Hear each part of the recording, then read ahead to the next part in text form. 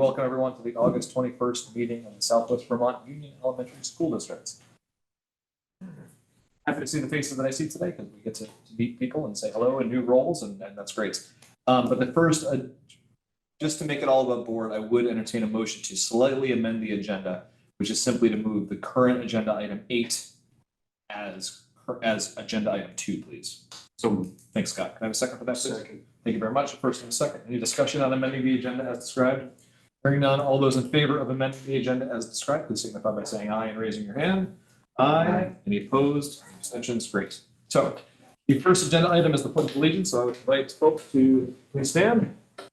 Behind Vic is the flag, and we will take it from there. I pledge allegiance to the flag of the United States of America and to the republic which stands one nation under God, indivisible, with liberty and justice for all. Thank you. So our new agenda item number 2 has to do with operations. And so we turn to Richard Anderson. Yours. Richard has entered the meeting. Great. Hello, Richard. Hey friends, how are you? Happy anniversary. Oh, thank you. I completely and utterly forgot. I was far more concerned about whether we needed a heat recovery wheel in the new air handling unit at the high school. So I was mapping and completely forgot it was my wedding anniversary. Oops. But we, for the ESSER funded HVAC projects, we have gone through a number of steps for procurement with the state to use the federal funds. And we were unsuccessful getting interest the first 2 rounds. The third round, we went, instead of a lump sum bid, we looked at a construction management model. We did procure contractors that way. We submitted the application to the state, and we got a sole source waiver, so they approved our path moving forward. So to streamline operations, really, the language I would ask you to please vote on is to, on behalf of the SVUESD, allow the SVSU to administer the contract for the ventilation upgrades for the elementary district, so that we can do one contract with the construction manager just to streamline operations. So Director Anderson, there is some recommended language in the memo. Is that the language we should use for the motion? Thank you. So to that end, I would entertain a motion to award the construction management contract for HVAC optimization project at the SVUESD schools, Naylor and Green Builders Incorporated, with a maximum amount of $1,188,160, which covers management of the SVUESD and MAUHSD project. Could I have someone make that motion, please? Motion. Thank you, Sandy. Could I have a second, please? I'll second it. Great, thank you. Susan, first and a second, any discussion? Or any questions for Director Anderson? It's just one. Is there any difference in the cost? Are we adding a significant amount? No, it's just 2 different delivery models. One is the contractor builds in their overhead and profit and administrative fees in a lump sum. And this way, it's the construction management method is more of an open book. So we will see all their accounting and see what all the contracts with subcontractors look like. Thank you. Did that answer your question, Sam? Any further questions or discussion? Okay, hearing none, we have a motion on the floor. All those in favor of the motion, please signify by saying aye. Raise your hand. Aye. Any opposed? Any abstentions? Very good. The motion passes. Thank you. Thank you so much. Thank you. I'm in a lot less trouble now, so thank you. Thank you. Thank you. So that brings us to what we'll call original agenda item 2, which is public comments. Heather, okay. And there's no one else who have joined us online, so we can pass by public comments. That brings us to original agenda item number 3. Superintendent Alpine, we have some new administrators. And they've been instructed to have prepared a brief 1-minute bio of who they are. So Fantastic. introduce yourself. And the first he was the vice principal at Molly Stark Elementary last year, and then helped us up and moved up to be the interim principal towards the end of the year, right, midway through. And that's Terry Killery. Hi, everybody. Hello. I grew up in Brockton, Massachusetts. This will be my 17th year in education, 2nd year in administration. Majority of my career was in New Orleans, Louisiana, where I taught everything from K to 8, coaching, mentoring.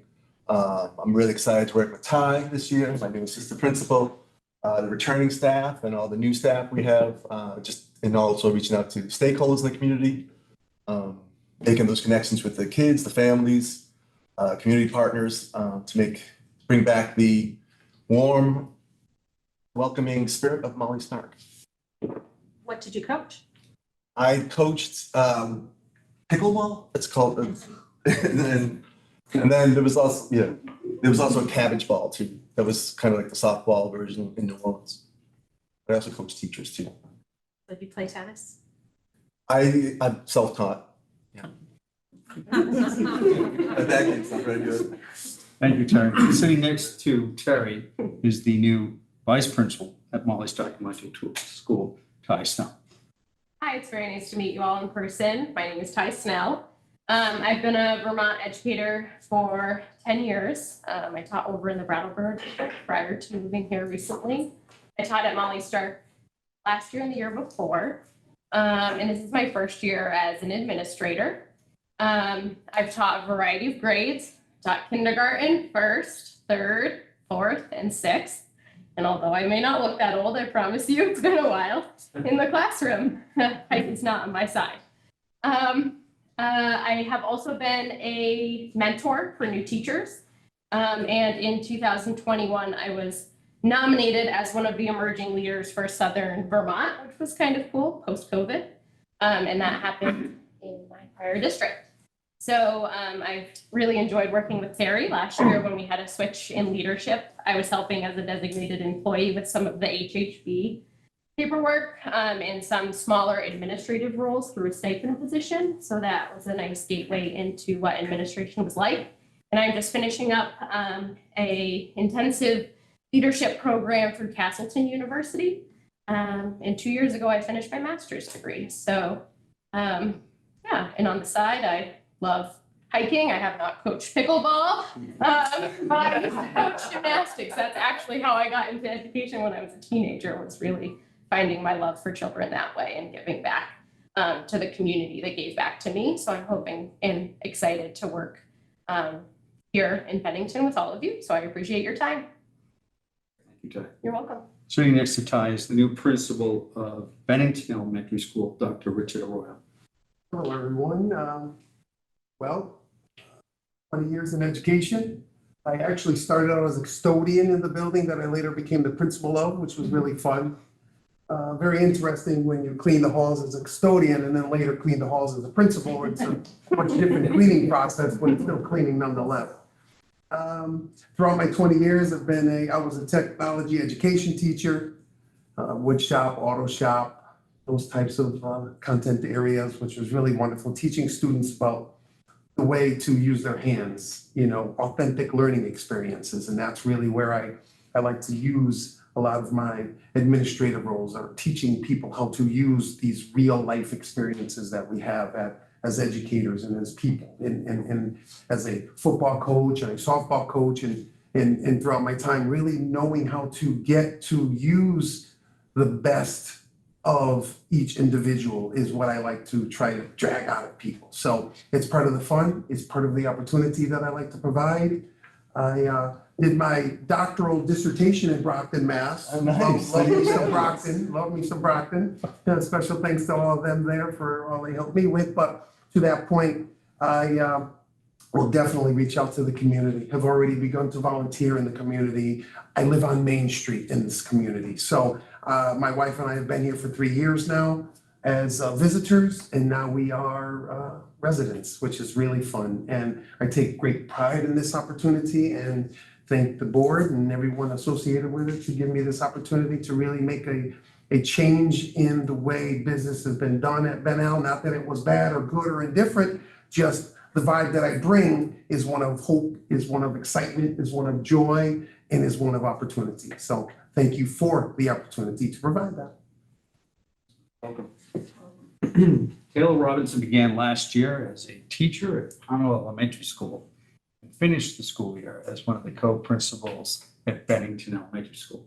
And tonight I welcome him here as the new vice principal at Pownell Elementary School. Taylor.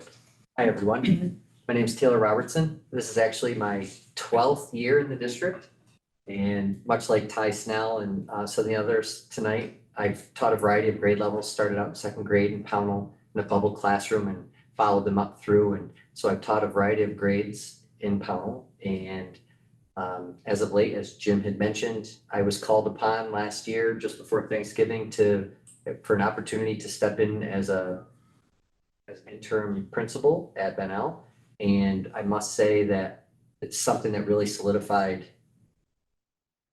my inner struggles with either going back to the classroom or at the administrative route. So I'm really excited to go back in this capacity, back to what I call my home school, even though Benel was my home. And looking forward to working with all of the new hires, and not only that, but all the people that I built wonderful rapport with over the last 10 to 12 years.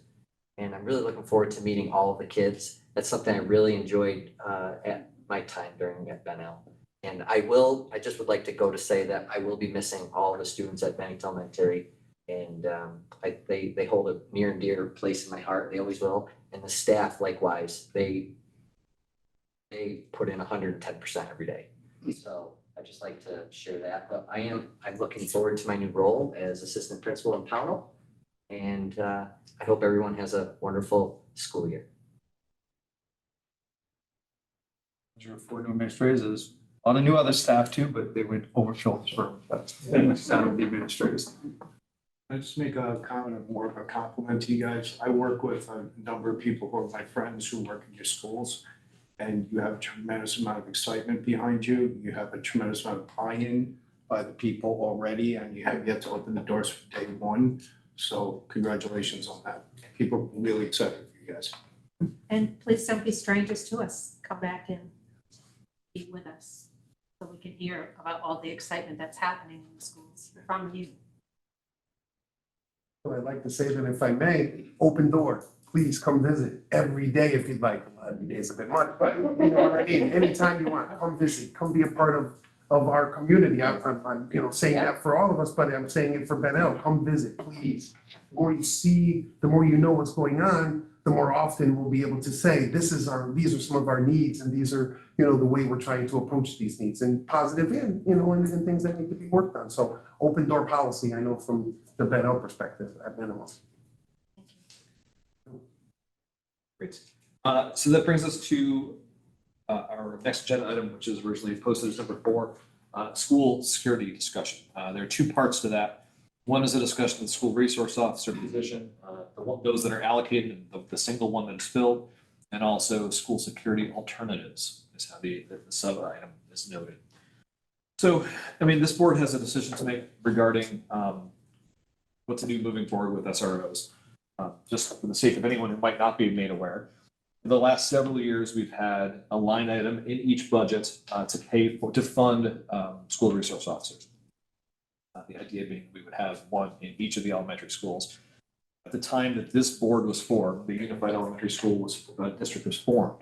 All but one of the schools, I think, had officers in the schools. Some of them were Bennington police officers, some of them were sheriffs. Those positions have dwindled just to one, which is currently filled at Shaftesbury. One of the things that kicked off this particular discussion is that the sheriff has asked for an increase in the rate for that person fulfilling the SRO position at Shaftesbury, which ultimately amounts to more than doubling it, from $45,000 to $95,000 for the year. I'm gonna do my best to summarize my understanding of the situation that I'd like to open up for discussion. At our last regularly scheduled board meeting, we had a number of members from the Shaftesbury community speaking in favor of maintaining the SRO position at Shaftesbury. 2 main things were cited. One was the relationships that get built between this particular individual and the students at the school. The other was sort of the expectation of an increased level of security and safety in the school by virtue of having a sheriff there.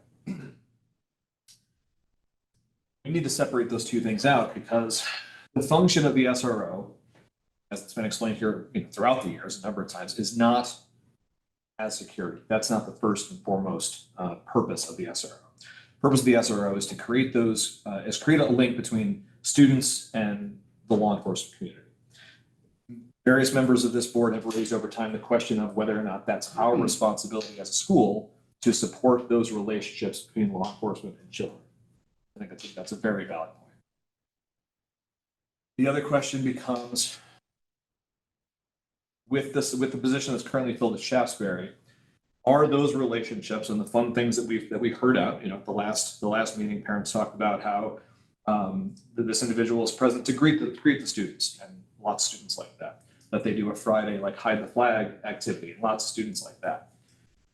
The question that has always been in my mind is, first of all, I don't question the value that brings to the school community. My question is that the best use of our resources?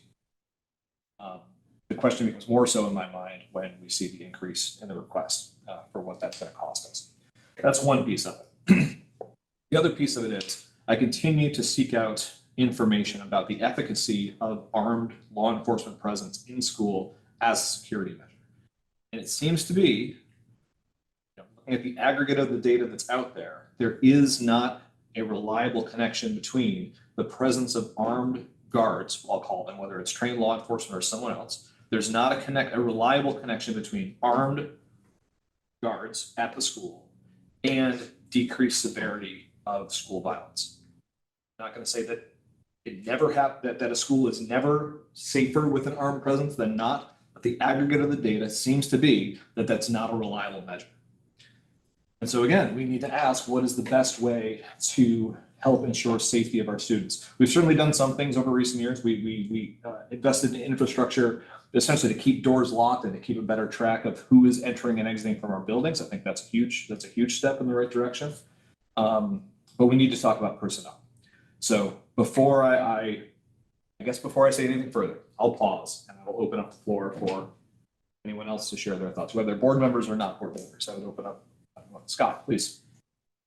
Point of clarity here is there a presentation about alternatives?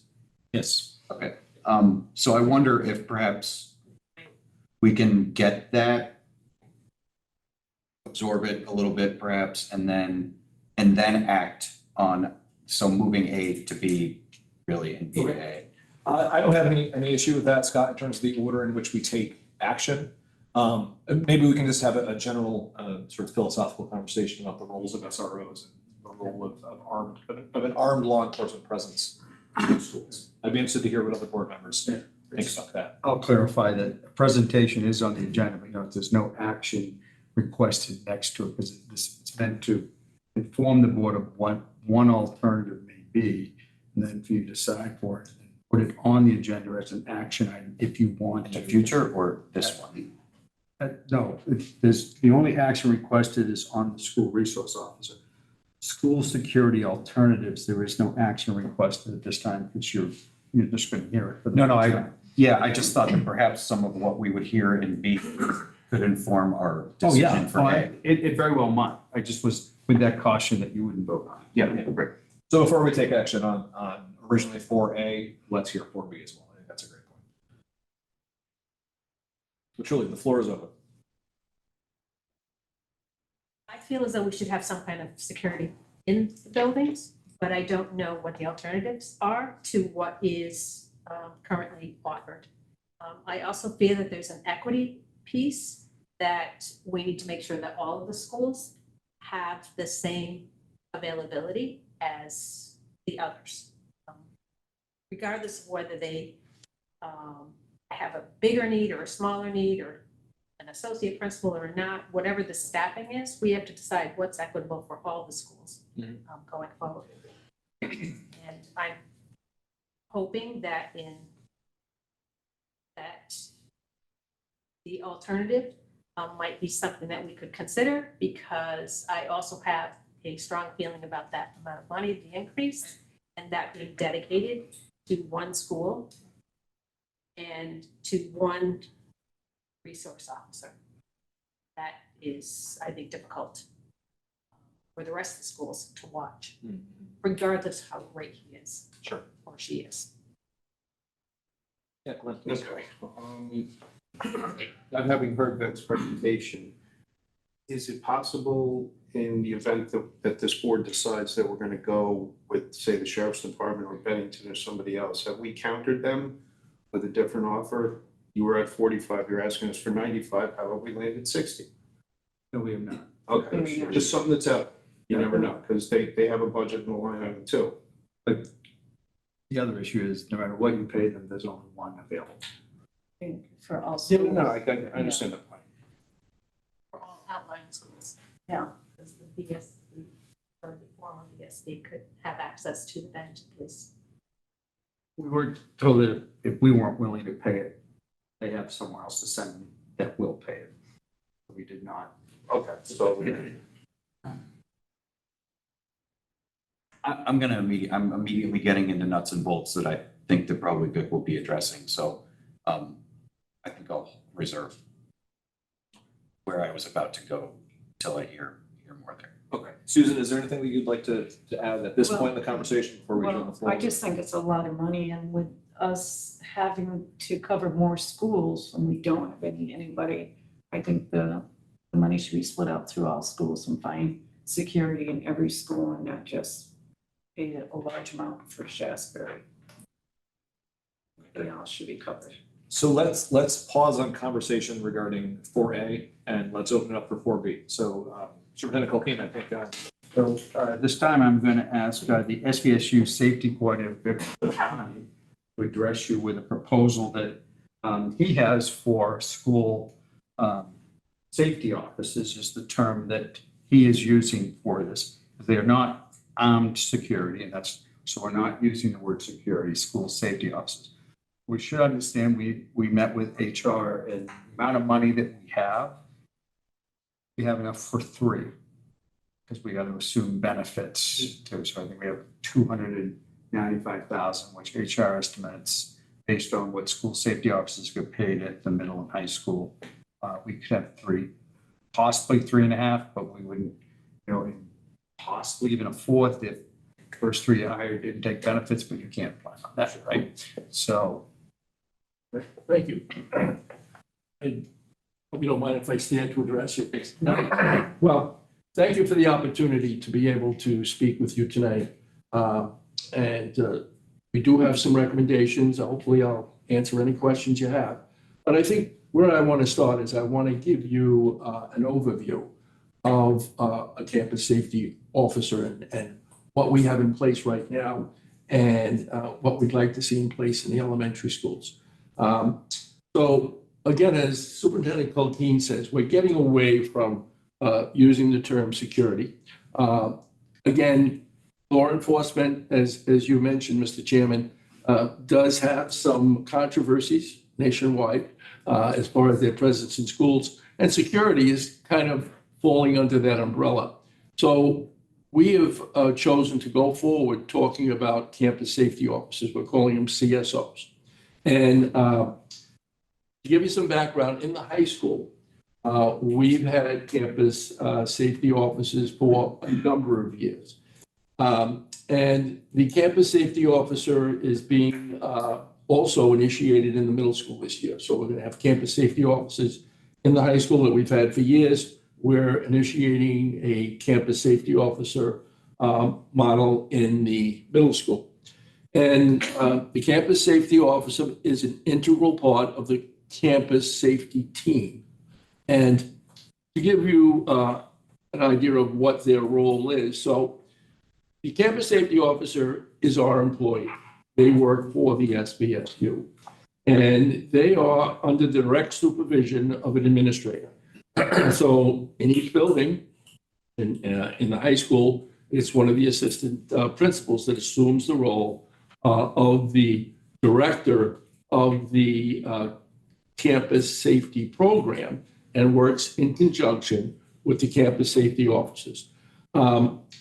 If there is any type of infraction in a classroom where we need a safety officer to respond, the safety officers obviously carry radios. We have a method by which a teacher can call the switchboard, they can radio the campus safety officers, they can respond to the location where the incident is occurring. The supervisor again, in the high school, it's the assistant principal. That individual makes all decisions related to disciplinary consequences. So if the infraction involves disciplinary consequences, it's the school administrator with input from the campus safety officer that decides exactly what that consequence should be.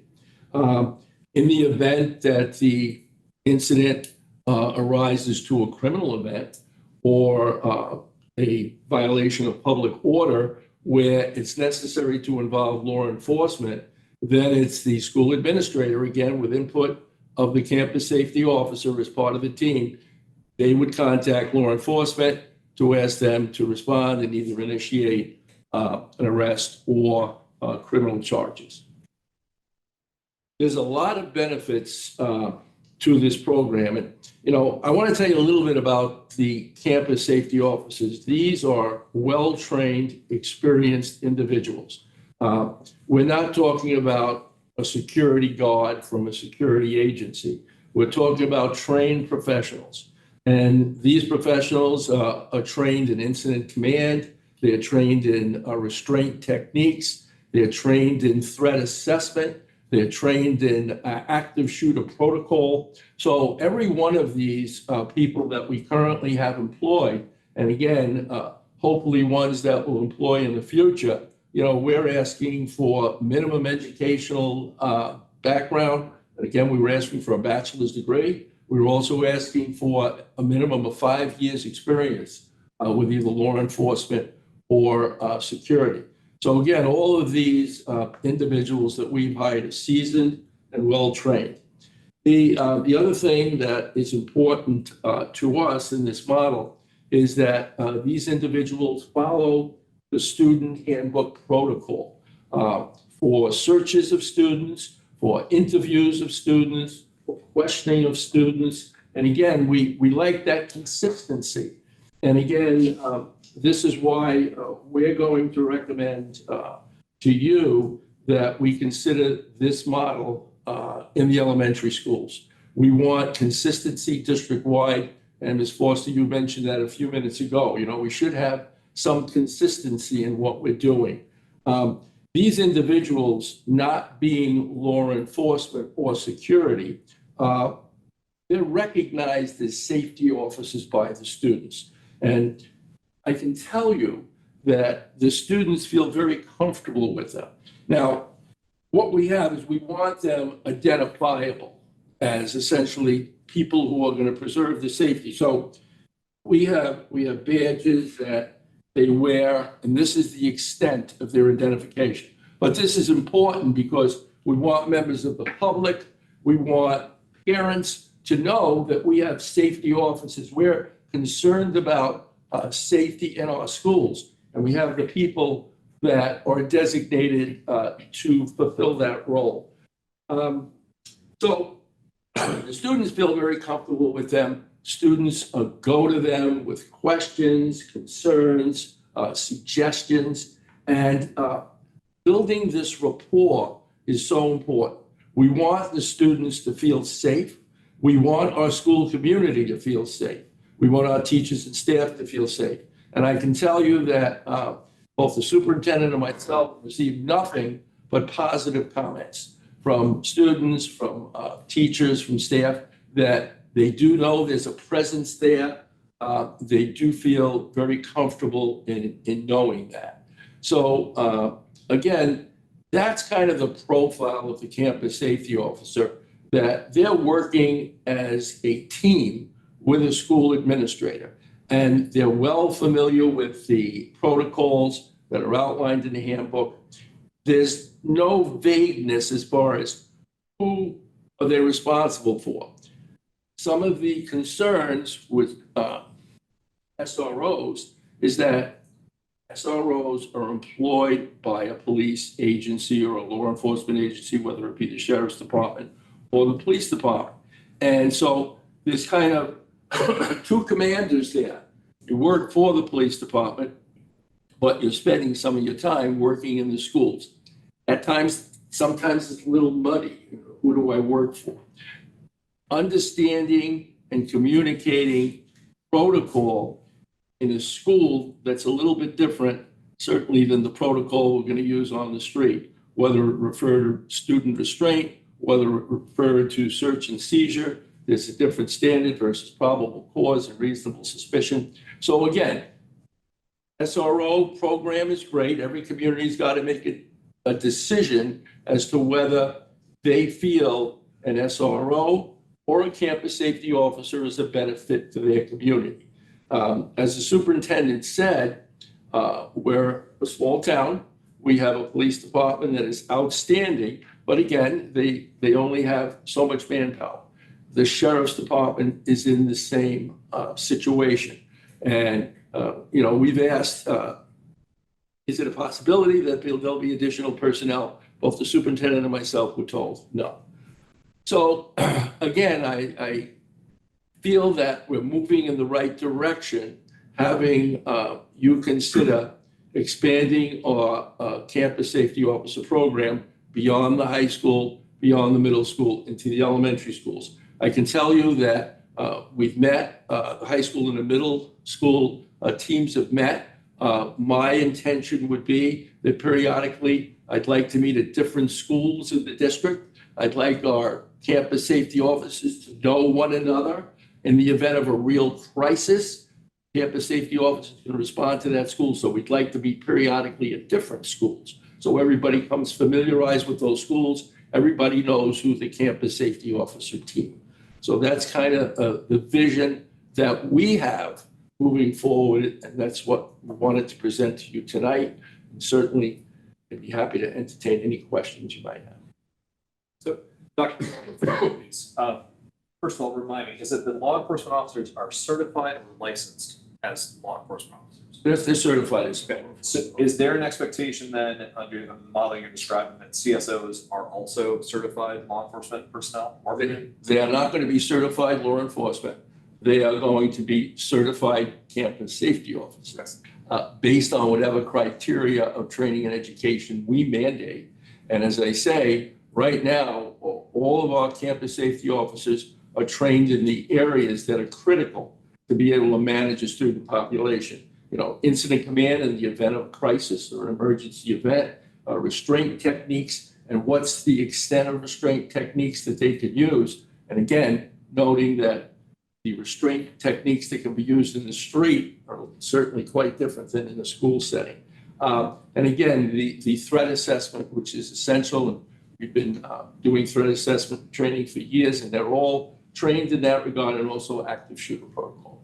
So in our estimation, those are the critical areas of training and education. Do we have, are they trained in other areas? Well, I have a whole list of certifications that our people have. And it goes well beyond that. I mean, they're trained in trauma-based relationships. They're trained in various types of incidents. So again, I'm very proud of the people that we have on board now. And we've hired one additional person at the middle school this year with very high credentials. So I think that's the vision we have moving forward. So with regard to incident command and things like active shooter situations, what is the relationship between the CSOs with the specialized training and local law enforcement? We work very closely with local law enforcement. We've had trainings with law enforcement. Essentially, when we were mandated to have drills every other month, before COVID, it was every other month. Since then, we have a revised schedule where we work on active shooter scenarios, where we have drills, where we come in, we talk together, we collaborate. So our campus safety officers work very closely with law enforcement. And again, it's 3 different agencies that we work very closely with and have trained with. Certainly the Bennington Police Department, the Sheriff's Department, and the Vermont State Police. Vermont State Police being the primary law enforcement agencies for Shaftesbury and Powell. So one question that'll open up for the rest of the board. One of the things you had mentioned a few times is restraint training for schools. I think it's going to be important to note not only is there a difference between what is permissible sort of in the street setting and in the schools. I also think there's a significant difference between what is appropriate at the high school level, say, and the elementary school level. The purview of this board is at the elementary school level. And I guess sort of along with that is that the recognition that statutorily, there's no such thing as, well, there's very few examples of what actually constitutes criminal activity when it comes to the student population that we deal with. Right. So that would just be something else that I think this board would have to chew on in terms of what that's going to look like. Scott, I know I saw your hand up, so please. You mentioned the training and it's, is that handled by you? Is it handled by the district? Is it handled by an outside agency that does these certifications and training? All of the above. Okay. Certainly, we do a lot of in-house training. As I say, we train collaborating with the law enforcement agencies. I've done a lot of threat assessment training, certainly the restraint training. It's handled by Mark Boudreau. Essentially, he is involved with the restraint training that we can certainly utilize in high school.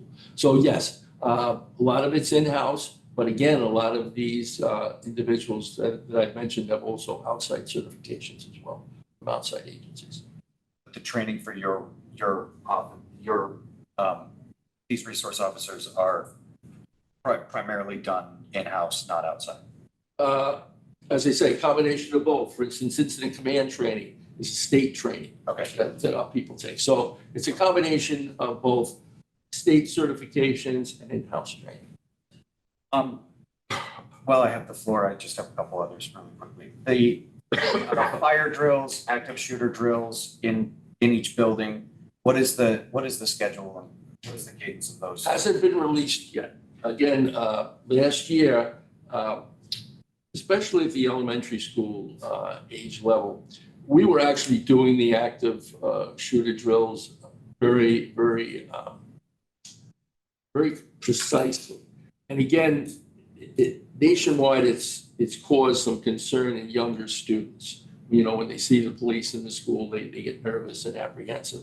So we made some modifications in that regard, where we're not doing the actual active shooter training that we've done in the past. What we're doing is more educational, and we're doing educational scenarios and letting the teachers, especially at this elementary school level, use some discretion in how they're going to present this. You know, for instance, you know, one of the things that we would say, if it really is an active shooter situation, we want them to put everything in the rooms up against the doors just to prevent a perpetrator from entering. And you say to the kids, well, the other thing we can do is throw things. You know, if somebody tries to come in the room, what would you like to throw? What's a good thing to throw? So they'll say books and shoes. So we try to involve them educationally in these active shooter scenarios. And I attended one of Molly's talk with Terry, and they did an outstanding job in doing that. This is, you know, what I'll be doing is going around, and I'll be excited to meet with the new people, and certainly Taylor and I have worked together. It's been held before, but again, you know, we're going to work together. We're going to, you know, develop a program that you feel the students will be receptive to. We don't want them to be apprehensive and scared, but we want to do our job and be prepared should a situation like that present itself. So I'll be meeting with all of you, and we'll be doing some exciting things. Should we go in this direction? Are we, sounds like we can hire 3. We have more buildings than that. Are we thinking of a random rotation, a dedicated in each building? I don't know if we agree on that. I see a random rotation but not announced so that all schools have coverage.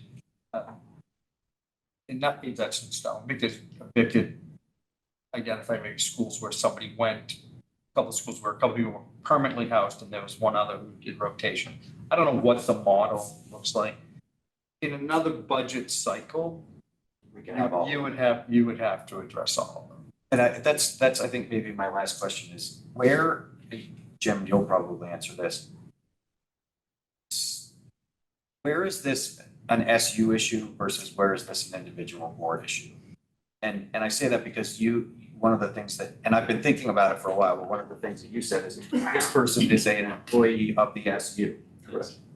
Well, yeah, when you're looking at consistency across all of our buildings, and I am on the SU board, so I can think with both heads. When you're looking at consistency across all of our buildings, we're talking about our elementary buildings, and we're not even talking about being able to cover all of them. And really, it's an SU rotation, perhaps. When time of More crisis, it buildings. certainly has been, when there's been incidents. It doesn't matter whether they work with Vic from MAU or from Union Elementary. Because All have to respond. correct me if I'm wrong, there's 2 in the middle school and 2 in the high school? There's 3 in the high school right now, and there's going to be 2 in the middle school. Again, as the superintendent just mentioned, this is going to be the purpose for us to meet collectively with these CSOs. Maybe 1 month, we're going to meet at Ben L. 2 months later, we'll meet at Molly Stock, because I want everybody to be familiar somewhat with the schools. And I want all the campus safety officers to know one another. I want them to share what are problems that you encounter in your school and how are you solving those? Because again, although there's this major difference in age, is there a similar problem that we're encountering in the middle school and the high school as in the elementary school? I don't know the answer to that. But these are the types of discussions we want to have. And as the superintendent said, if there's a crisis, we're coming from all the schools to your school, no matter how many. Scott brings up a good point. I mean, the structure of the SU is different, because we're not even discussing Arlington, which is Should now be. part of our concern as the SU. And we have this awkward combination where, like, say, our policies are all driven by the SU. They all go around to each boards and all. Curriculum comes from the SU, but this has been very much individual boards. How would one board respond to the SU having the authority to say, this is what's the security model is going to be in all schools?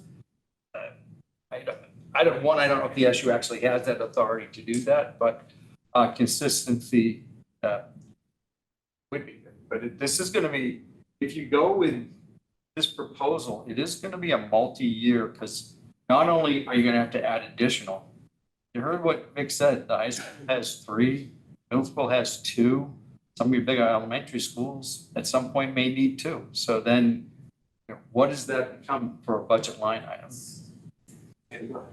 Thanks. I want to know who's part of the safety team that you have at the high school, and those same people are you envisioning that they will be in the elementary schools? Is it from each school? Is it? Good question. I mean, I guess someone could apply for an elementary job. Who's coming? And who's on the team? The team is the supervising administrator. Again, he supervises and controls the team, determines what disciplinary action to take. Obviously, the CSO or CSOs and a clinician. We work very closely with a clinician, and there is a lead clinician. We have multiple clinicians, but there's a particular lead clinician that we work with. So at the elementary school level, and I know that at all of our elementary schools, we certainly have the administrator, whether it be the principal or the assistant principal that wants to assume the supervising role of this team.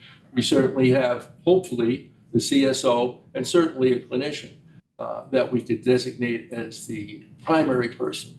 Again, if you have more than one clinician, you can rotate them, whatever you want to do. But those are the 3 basic people that really comprise that team. So are you using the data that you're getting, the SWIS data, or are you using the input from faculty and administrators? How do we determine where the greatest need is? As far as thus in a different, Because we have so many schools. We don't Yes. just have a middle school or a high school. I certainly know that the 2 schools, in my opinion, that have the greatest need right now. And certainly, it would be my recommendation if we hire 3, that 1 be full-time at each of those 2 schools, and maybe have the 3rd one rotating on the other schools where the need is not as great. And how often would this team meet? That's something that I would have to discuss with the superintendent, but I would envision once a month or every other month that we would go to a different school and the team would meet, have this discussion about problems, solutions. Sure, right. Familiarizing them with each of the schools. I want, as I say, every CSO, whether it's at the high school or middle school, I want them to be familiarized with Molly Stark and Ben L, because if the issue is there, we're all going there. And you were part of that team? Yes. I kind of supervise that. I will kind of supervise and oversee and coordinate. That's my job, I'm the safety coordinator, coordinate that. That's what I see my role as. One more question, then I'll be done. When it comes to, is there a pathway or a way to make it so that we can have sooner than a budget schedule, one of these resources within every building? And I say that because there are buildings in this district where the SU may not say there's a great need, but the people in that community have said having a presence there for safety is important. And there will be, to that end, that having that resource officer be there for each of the buildings, not maybe once a week or maybe once every 2 weeks, but that consistent presence, relationship building presence, person in the building, to be all the things that are wonderful and what you described, but it isn't gonna happen if you're spreading 3 out across all those buildings and one is deemed less need and doesn't get the attention. I don't like it. That being said, you don't want that one person not having enough to do in a particular building. It happens to be a building that doesn't necessarily have the needs that another building might have. Well, initially, your plan, or key plan, was that there was going to be 5 SROs for the elementary school, and 1 shared between Monument and Woodford, and 1 assigned to each school. So if you still use that model, our challenge would be to find additional funds somewhere in the budget for 2 other school safety officers. So we could have a total of 5. The plan was never for 6. Right. That would be the ideal situation. I think where superintendent said, we've been told by HR there's 3, squeaking maybe 4 might be tough. Right. But again, if we could come up with the additional money to fund that, I think we're in favor of that plan.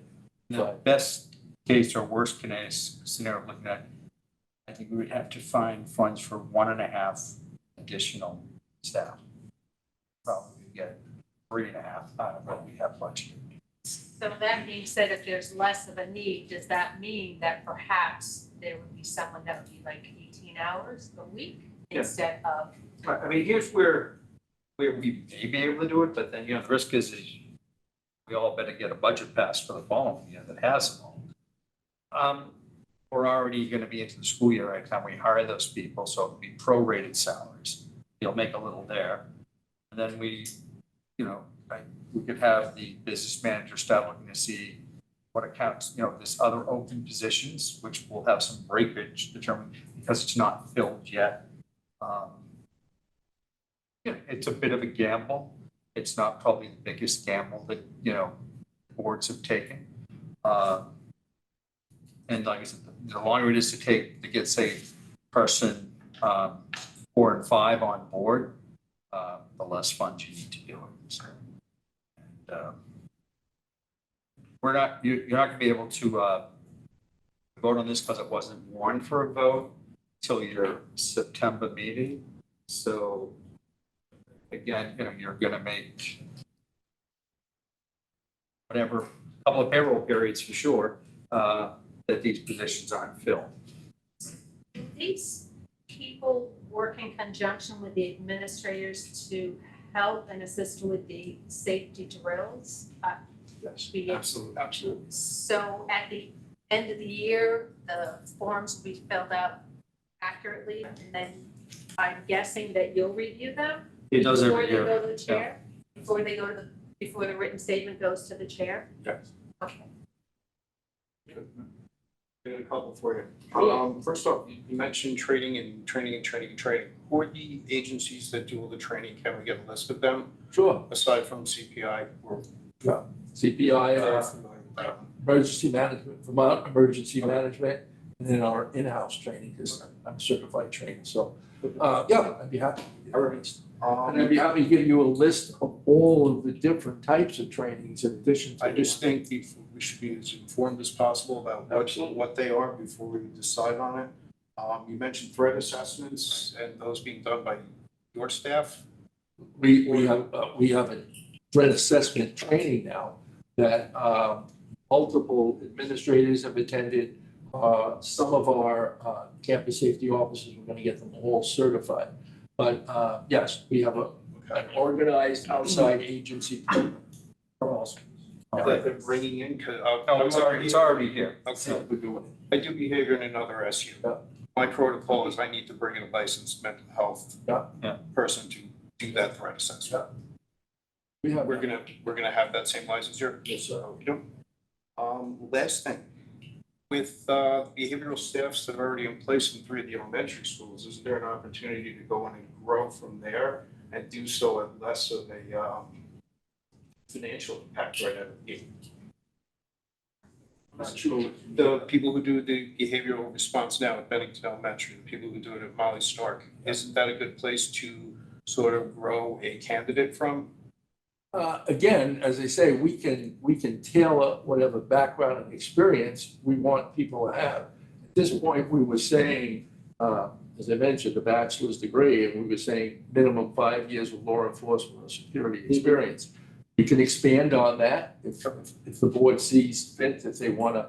I think it's something that they work more in conjunction with, which is what they do, Sure. you know, the high school and middle school. But you might find candidates that way too.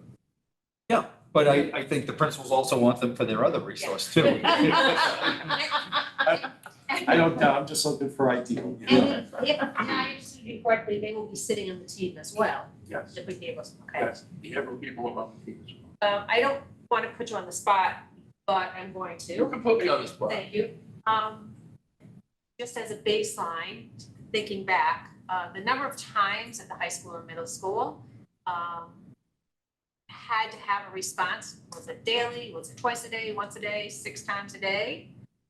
And keeping that in mind, is there a way we could divide that by the number of students to kind of figure out how it would be, because obviously the high school has more students than any one of our. I can tell you with the high school, and we have 900 plus students, a team of 3 is going all day long. All day long. So in the bigger schools that. I mean, you know, we have several buildings, you know, we have the East Campus, we have the main building. Lots of issues that we're dealing with all day long. And again, as I mentioned, you know, students are coming to us all the time and giving us information too, because they feel comfortable talking to people. But, you know, certainly the 3 people we have are certainly going all day long. And I'm sure that's going to be the same situation at the middle school and looking, being over there and observing what's going on. I think 2 people are going to be going there all day long. Any other questions for Dr. Maloney right now? So this is what I propose to the board. So our September meeting is going to be here very soon, actually, because we're meeting so late in the month now. I would ask that the board members sit with us for a bit. As other questions or thoughts come to mind, if folks could please send those to me. And what I'd like to do is to send them on to the superintendent, to Dr. Maloney for their consideration. I'd like to invite Dr. Maloney back at a September meeting to address some of those questions. Then we can figure out with potential, we'll say with potential action to be taken, we'll at least warn it. Whether or not we're ready to take action at that point will remain to be seen. At least warn it so it's a possibility. Because I think this as an option is definitely worth our consideration. So any other board members have any thoughts regarding that? We'll spend more time with what real cost might be and identify resources. Yep. Thank you. Thank very you. much. Thank you. So brings us to original agenda item 5, which is a discussion of 5008. We're not gonna take action on it. Okay. So that brings us back to 4A, which is what do we do with the SRO? So I would entertain a motion that that this board, I'm trying to think of the right wording, that this board no longer fund the SRO position at Shasbury. I think that's the wording, that's the appropriate word. So if a board member were to make that motion, I'm certainly here. I'll make that motion. Thank you, Sandy. And I'll second. Thank you, Susan. So we have a first and a second. Any additional discussion on the motion, which is to no longer fund the SRO position at Shasbury? I feel like we're making a decision there that can't be undone.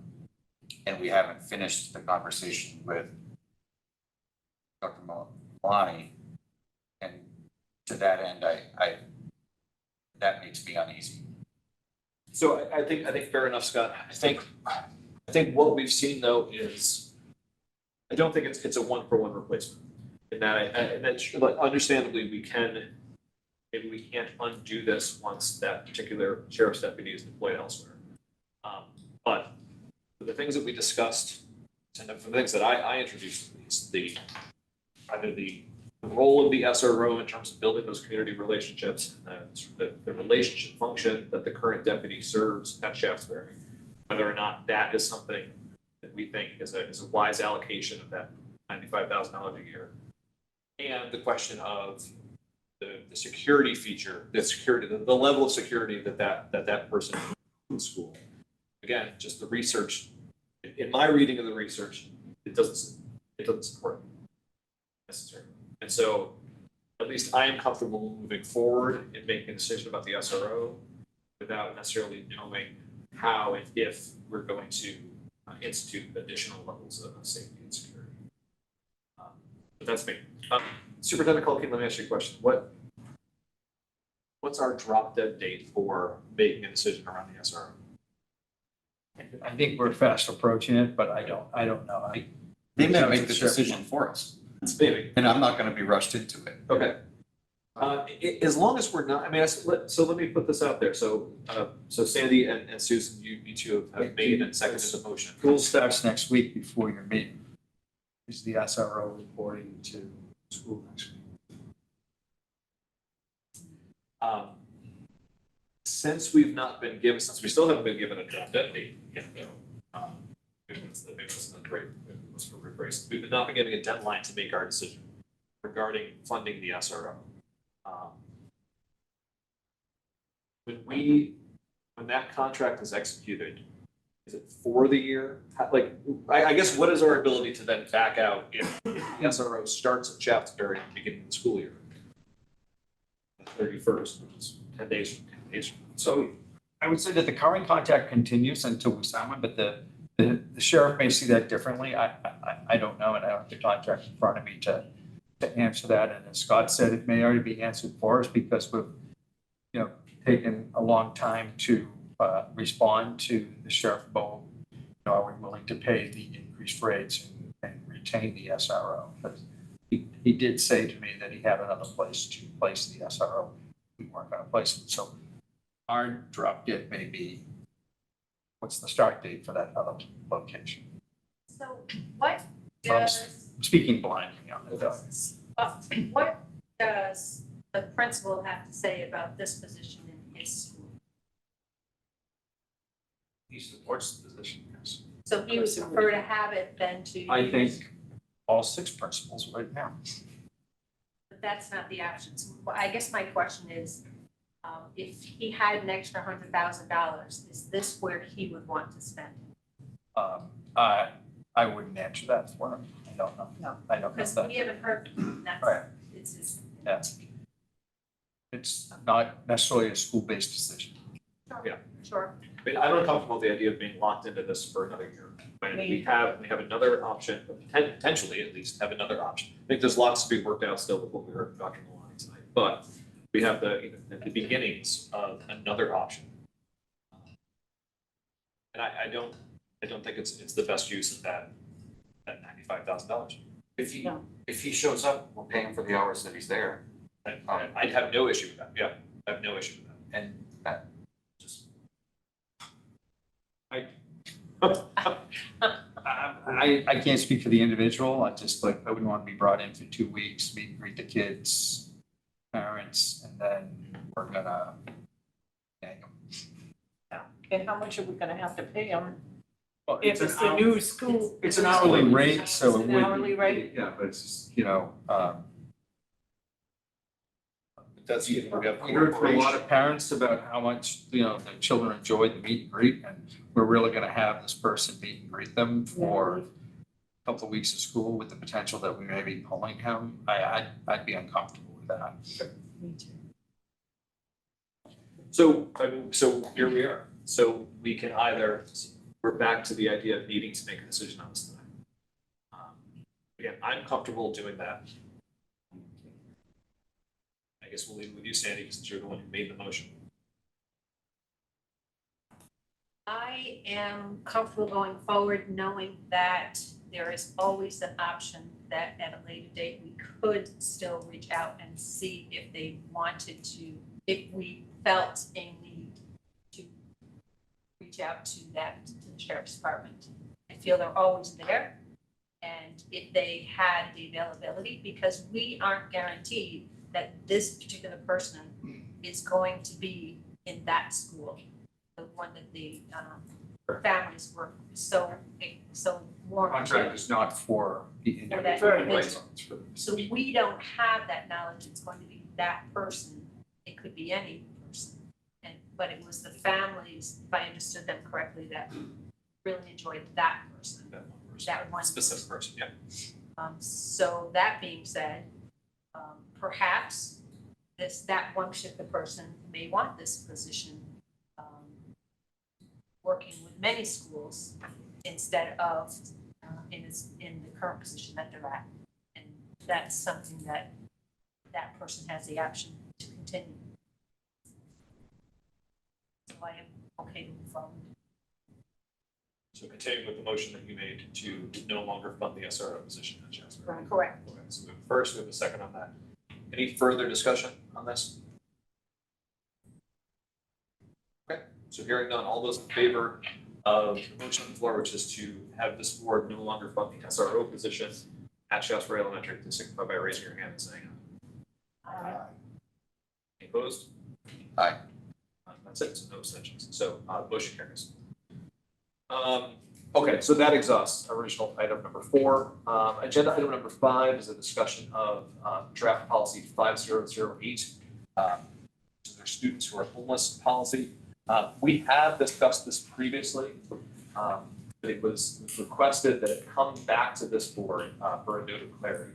This board had concerns about page 1, lines 20 and 29. Feeling that they were feeling that language minimized the legitimate housing situation of some of our students and families, concerned that it eliminated some sources of funding for those families. I was given some clarity on this language, which I'll explain in a moment, and then asked to bring it back because if this board insists on the change that we had talked about in our last meeting, this will have to be circulated back through all the boards once again because it is a substantive change. So here's what was explained. So the current language in the draft is that among those students, so homeless students means those lacking a fixed, regular, and adequate nighttime residence, which could include point B, which is the point under consideration, living in motels, hotels, trailer parks, or camping grounds due to the lack of alternative adequate accommodations. And what was explained, I think that the part that this board took issue with was stating that living in a trailer park is somehow makes someone homeless. However, as it was pointed out to me, it's the combination of both alternative and adequate accommodations. And so simply by living in a trailer park does not make one's home situation inadequate, but it's when both of those conditions are met, when it is both inadequate and there is no alternative, then that family residing in a trailer park is homeless by this definition. However, if someone lives in a trailer park and that home is adequate, as I think probably most of the other parks are, let's do this not homeless. So that was the bit of clarification that was brought to me.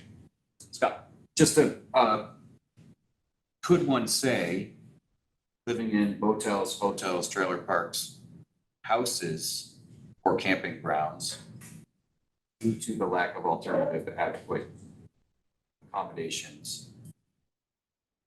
That, you know, a house can be inadequate the same as a trailer can be. Sure. All right. So could that help make it not be a substantive change and provide wording that is a little less I think presumptive than maybe what we're seeing? further clarification, we didn't write this language. It's not our language. It's from the federal statute. Okay. Okay, from federal statute, thank you. But it is our policy. So, And our lawyer would tell us, follow the federal statute. Right, use that language. shame on Which you our did.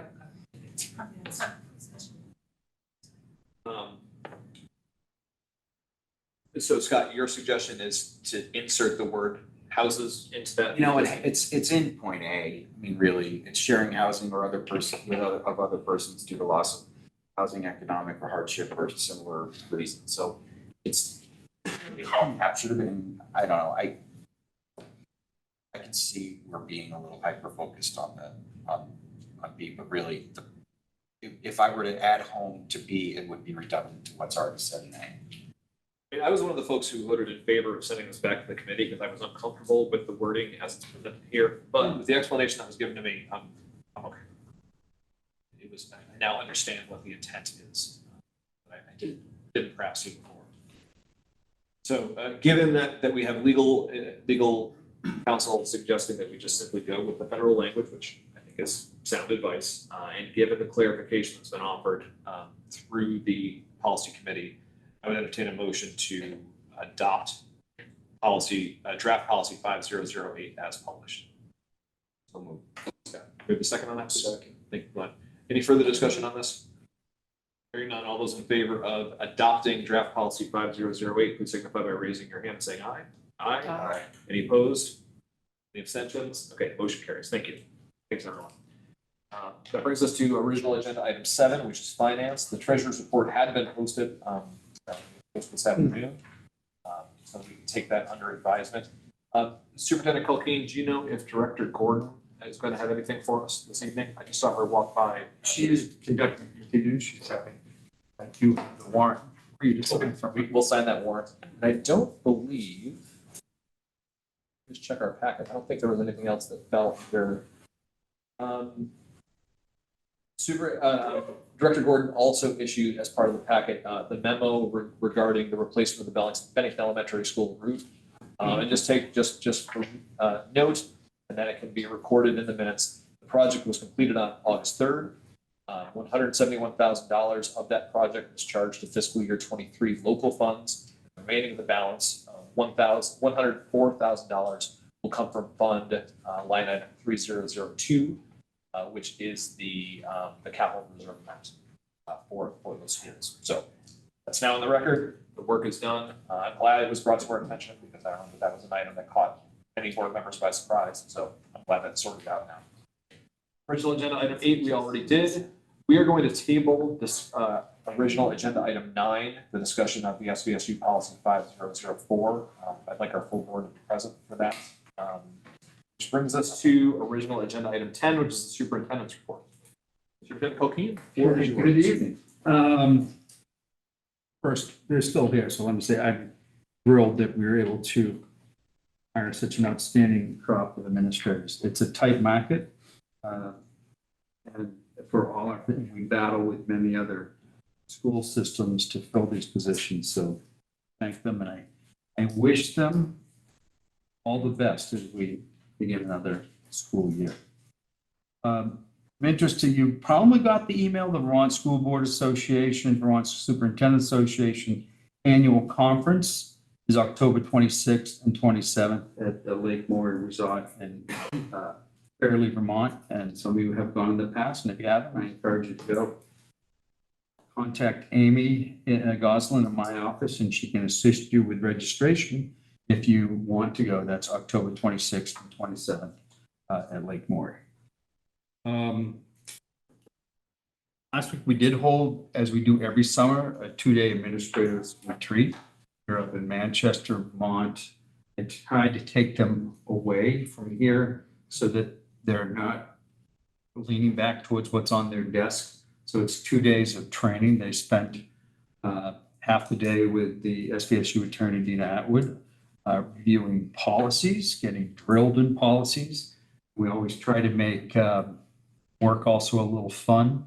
So we also had a policy game with prizes for those who completed their policy exploratory tasks first. There was 7 different teams competing. I don't know who, if anyone was on the winning. Terry. Don't be shy.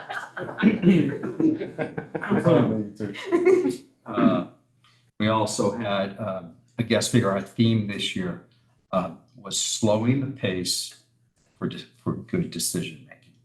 And we had a guest speaker come and speak to us with ideas about everything from how to manage your emails, your schedule, your life. So I did, Porter Knight was her name. Renee Gordon, our director of finance, had recommended her because she had presented at VASPO, the Vermont School Business Association. And she thought that she did an outstanding job, and I agree. So I hope the administrators were present. There was a big focus on the intrusion of email and the growth of email and how it's changed the work environment, and you should respect it as work. Like, for example, do not use the term that you're checking your email, that you actually should schedule on your calendar a time to address your emails because it's so and treat it as work. And also gave tips on how you can archive those to make it easier. So we'll see. In my years as administrator, I've been to many presentations and we all come away with the best intentions, and then the reality of work gets in the way sometimes and we forget it. But and then I will tell you, because that was day 2 work, but the fun was so in the past, there's been things just like the superintendent's annual miniature golf tournament, complete with trophies. We've done scavenger hunts. We've done trivia days. And so this afternoon, the second day, we would try to do something fun without people knowing what it's going to be. So we had Lynn Sweet, who is the choral director at the high school. We did have an art night, an art day one too. And I tried to frame it as there are certain tasks that we do, just like our students do, that we're uncomfortable with. So learning to sing might make you a little uncomfortable. So Lynn came with a song and she had 2 hours to rate us whether we were sopranos and altos and baritones, thank you. And we did, Carrie, do you remember the name of the song? I want it that way. I guess he does remember. It was fun, it was great. There may or may not be a video of the final performance of the SVSU administrators, which is all principals, vice principals, directors, assistant directors. There was 31 of us. So everyone went home on a good note. Start of school, as you know, for staff is next Monday, the 28th of August. Students will start Wednesday, the 30th. And when COVID hit, we could no longer do our giant assembly day, our SVSU day at the high school auditorium for obvious reasons. And then COVID went away, and now we had Arlington. We had too many staff members to do in one place. So we continued with what we did during COVID, which is the SVSU Central Office bus tour. So 2 days next week, we will have a school bus loaded with people from HR and finance and superintendent and anyone else who wants to come from central office with their handouts of here's your local friendly central office and how to go. So we have an announced schedule. We will hit every school from Pownell to Arlington in those 2 days. And we set up pop-up tents, so the school comes out and does a meet and greet with us. And it allows people to put names with faces or faces with names of who they deal with. So that is next Monday and Tuesday morning. Couple of things that we have been working on. There is going to be a third year of the SVSU Speaker Series. I will get you all a flyer. They just were finalized. So this year, the theme of the SVSU Speaker Series is getting to know the SVSU. It'll feature everyone from technologies, from the superintendent's office, from Vermont AOE, the finance will all be getting different topics. And as always, we always invite board members. And the other, it's marked up as draft, but really you'll be getting this. This is something that will be handed out on the bus tour. So it's a project we've been working on most of the summer. It started as an HR guide because we have new employees and, people, Nick was really getting overrun with emails because people, I'll send Nick an email. But there are other people in HR that do other functions. Like, you really want to talk about your health insurance, you shouldn't talk to Nick, you should talk to Laura. And if you really want to talk about your 403B, you talk to Joe. So that it came from how do we educate the 800 plus employees at the SU? Here's how best to access information. So once that guy was done, then it went even further. So this is the first SVSU staff guide, and it was everything from the facilities, superintendent's office, who's there, what everybody's responsibility is, who you can contact if you, as an employee, has a question. So those will be distributed too on the bus tour, and I'll also be distributing to all board members. So Katie West, our public information coordinator, had a huge part on that project. She, part of it comes from Scott. So some of the introductions is what you had asked about, that snapshot of the SVSU. So that is, the beginnings of that is in here. A little intro about this is something that we will envision that when we onboard an employee that will get this. We go out to job fairs, this could be on the table. And so the snapshot of the SVSU, which we envision to be very much like a Wikipedia page, is still in progress. There's great debate over what should be included and what shouldn't, but because it keeps growing. But some of the more obvious facts, like how many employees there are, how many students there are, that's in here, and what the budget, the total impact of the budget, and things like that. So the SVSU is, just by the size of its payroll alone, is an economic force in Bennington County, and should be recognized as such. That's everything I've written down. Great. Any questions for us, Superintendent? Do you have a list of first day activities, barbecues, what's happening Bus tour. for the elementary schools? I don't have that list in front of me. We're focusing on building relationships with all the returning staff, new staff. So we'll be focusing a lot on that first day. We will be having our open house on September 6th, also with a barbecue and our Title I meeting that day as well. And then the second day is professional development for teachers and the math curriculum and the SOR science reading. So September 6th is when your parents and your. Yeah, open house here.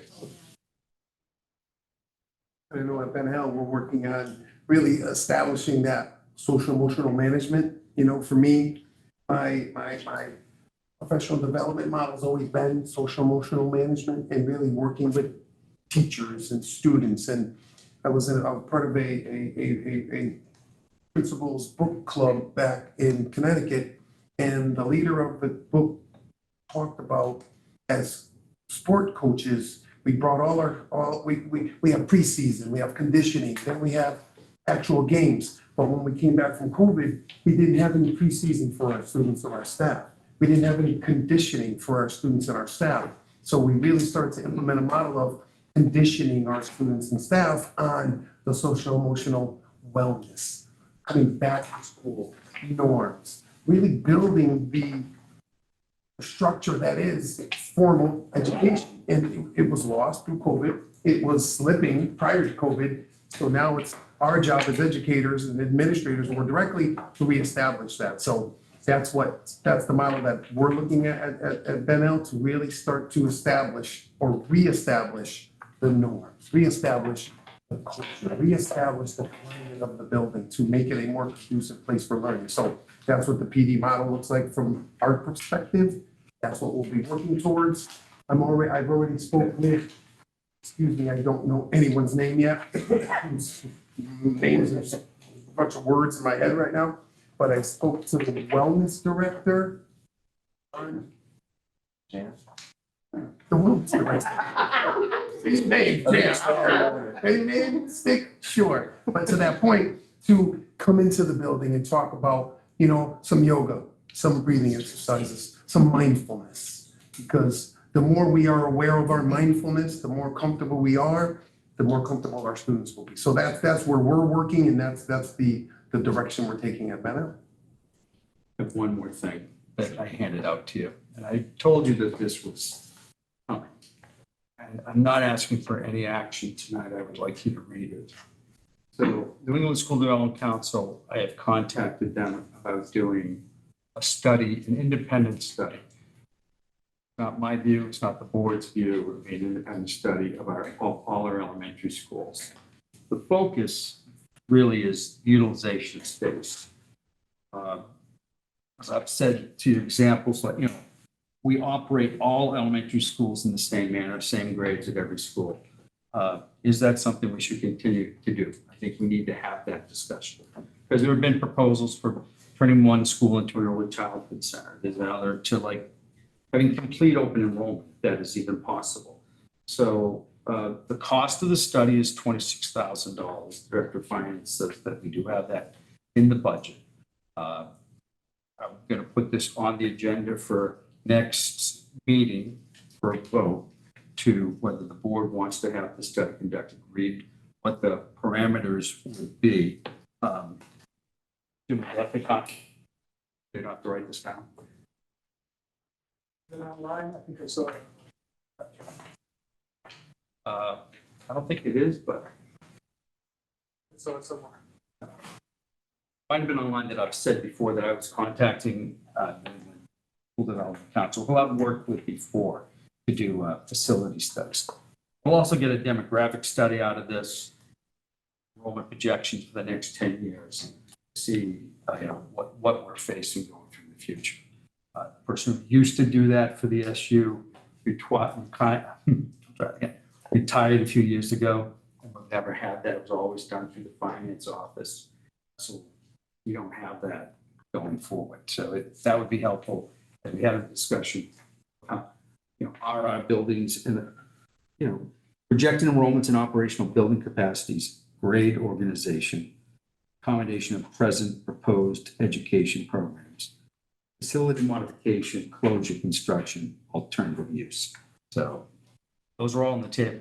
If we were going to do it, then the next step is they would meet with us to draw what those parameters are really going to be. This is a proposal based on my phone conversation, but we would have all the stakeholders, boards, administrators, and what we would want this study to be without growing it beyond $26,000. So Are they the only people that do a study like this? that I'm aware of. Exceeds that threshold of, that. As I said, this is an organization that I've used before, and I've known them to be reliable and working. So as far as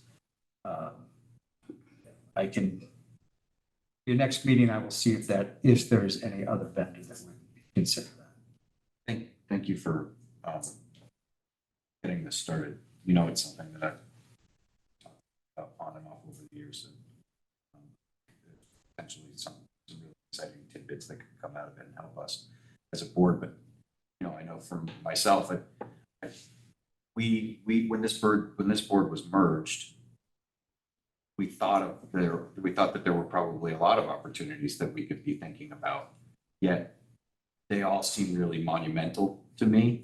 And having somebody help us break it down and figure out how we can do that and continue to raise the level of education in our region is important, and I'm glad that we've started to go down this path. Well, on the agenda for be a busy meeting. I'm realizing I skipped consent agenda, the approval of the consent agenda, item number 6. So I would entertain a motion to approve the consent agenda as published, please. So, thank you, Scott. Do we have a second on that? Second. Thank you. Any discussion on approving the consent agenda as published? Hearing none, all those in favor of approving the consent agenda as published, please signify by saying aye and raising your hand. Aye. Any opposed? Any abstentions? Motion carries. Thank you. Just brings us to the chair's report, which I'll keep very brief. I'm really pleased with our selection and hiring of administrators for the year. Really enthusiastic moving forward, and Dr. Roy characterizing it as being filled with hope, I think is definitely something that I share. So I'm very glad to have you all on board in your capacities. Thank you. And also just wanted to recognize Mary Ellen Munley and the Bennington Cares crew. Been active over the course of the summer. They've been part of the unofficial welcome for Dr. Arroyo and the folks over at Ben Al. And we had the opportunity for coffee today, which was very nice. So if you haven't had a chance to chat with Mary Ellen about what Bennington Cares has done and is doing and has planned, I would encourage you to reach out. It's great stuff. So we'll keep it there for the chair's report. Just agenda item number 12, our final one, are just the FYI items that were posted as part of the packet. With the exhausted agenda, I would entertain a motion to adjourn, please. So moved. Thank you, Glenn. Can we have a second on that, please? I will. Thank you, Susan. First and a second, any discussion about adjourning? Bring on all those in favor of adjourning, please signify by saying aye and raising your hand. Aye. Any opposed? Motion carries. We are adjourned.